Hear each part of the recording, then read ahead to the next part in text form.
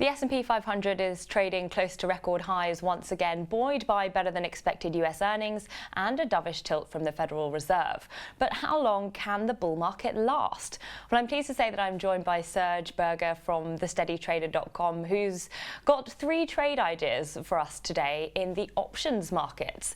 So, Serge, good to see you. The first one is buying October at the money puts or put spreads in the S&P. So this is clearly a downside protection trade in case we do get a sell-off. So tell us a bit more about your trade idea and how the put spread actually works and when it pays off.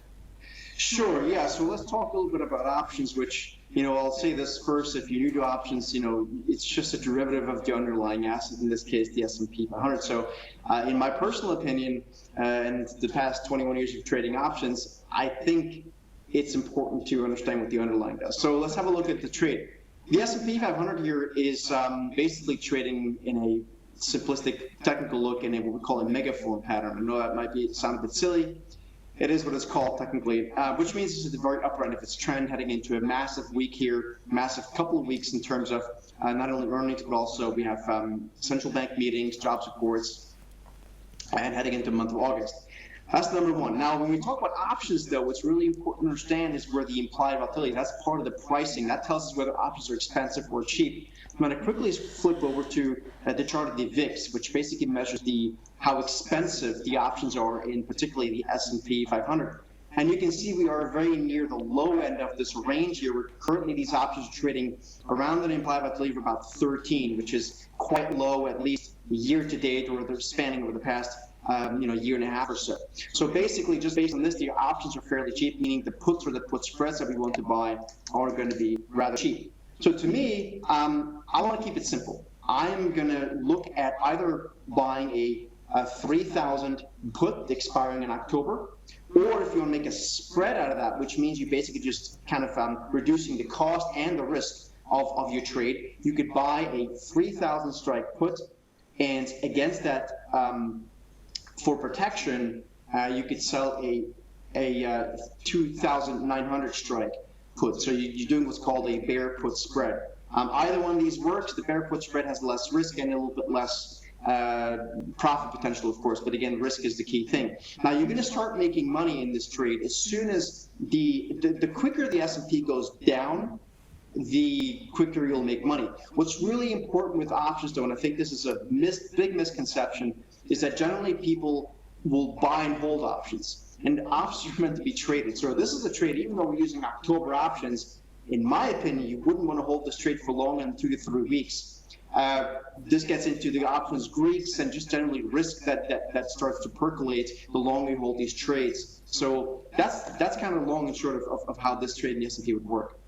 So how bearish are you? Because we're always taught in technical analysis that the trend is your friend, and we can see that the S&P continues to log fresh record highs, and it seems to be in a very much a bull phase. So, I mean, are you really expecting a major turnaround for the markets, and how important is the timing then?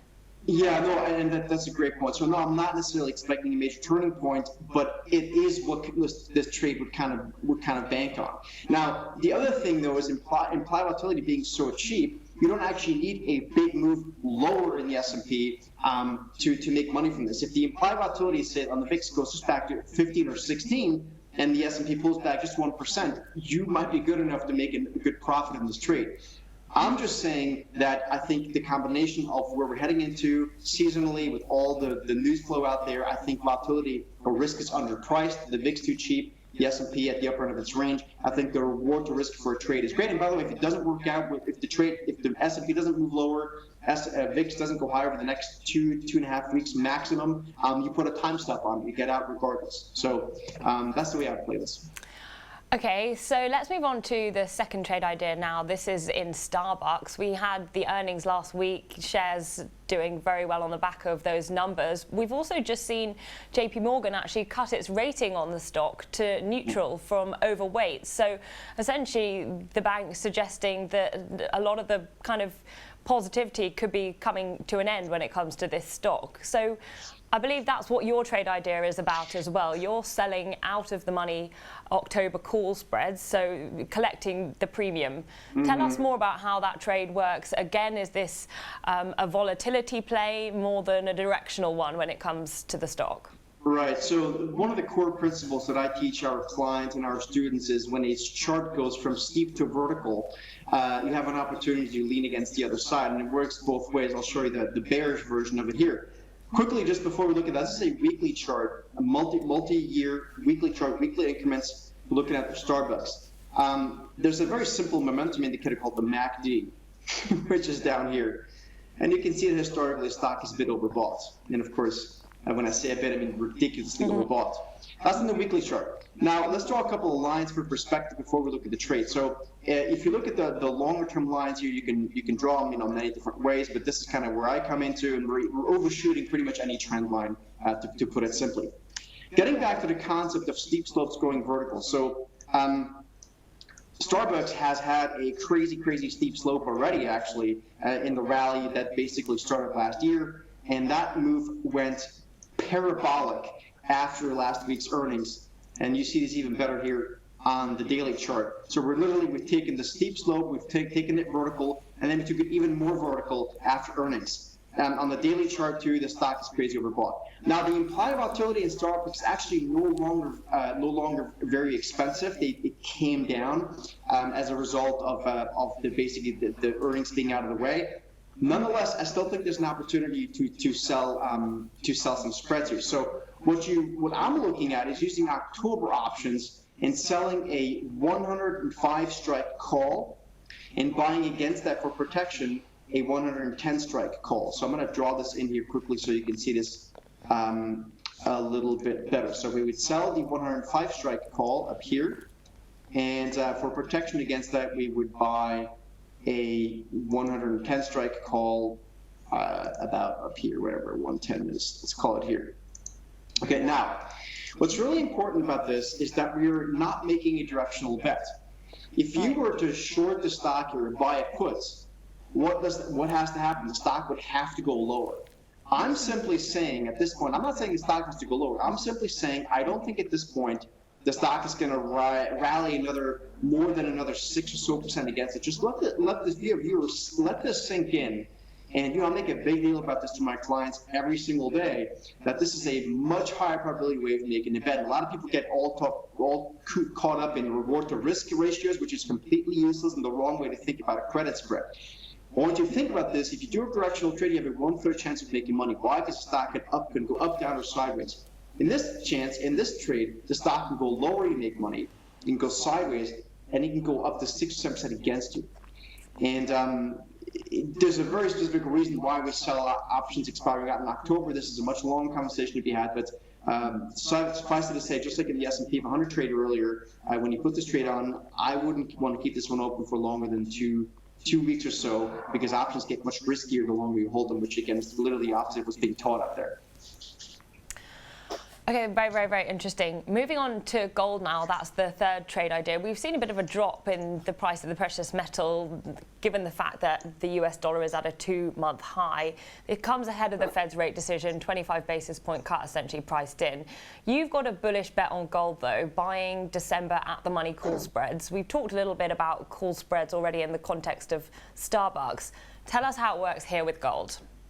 Yeah, in Starbucks we're selling calls, but here we're looking to buy a call spread. So this is a debit spread. Now, it's actually very interesting that, yes, you mentioned dollar has been rising, gold a little bit lower, but gold is still holding up very well relative to the dollar's rise, which is actually very curious. The chart pattern speaks for itself. We call this rounding bottom, whatever, not my term. That's textbook stuff. But we're breaking out, so that's nice. I think gold is a notoriously difficult asset to time in the short term, so I would much prefer to give this some time to play out. That doesn't mean that you can't be quick on these trades and take profits and kind of do it again, but I would use December options. In fact, that is what I'm doing. Currently, the trade that we have on is we have a 130, 140 bull call spread using a December option. So we bought a 130 strike call, we sold a 140 strike call. At the moment, of course, the stock is not much higher. One could buy a 135 strike call and sell against that the 140 strike call on the GLD ETF, or you could do this in the futures market as well, or whatever other ETF you have.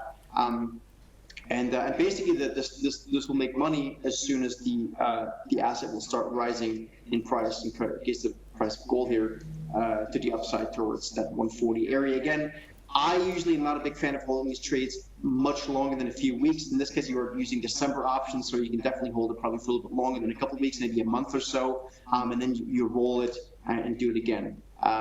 That's a very simple bull call spread. Serge, thank you so much for your time. Thank you. That was Serge Berger from TheSteadyTrader.com talking us through his top 3 options trade ideas. I'm Victoria Scholar, and thanks so much for watching IGTV.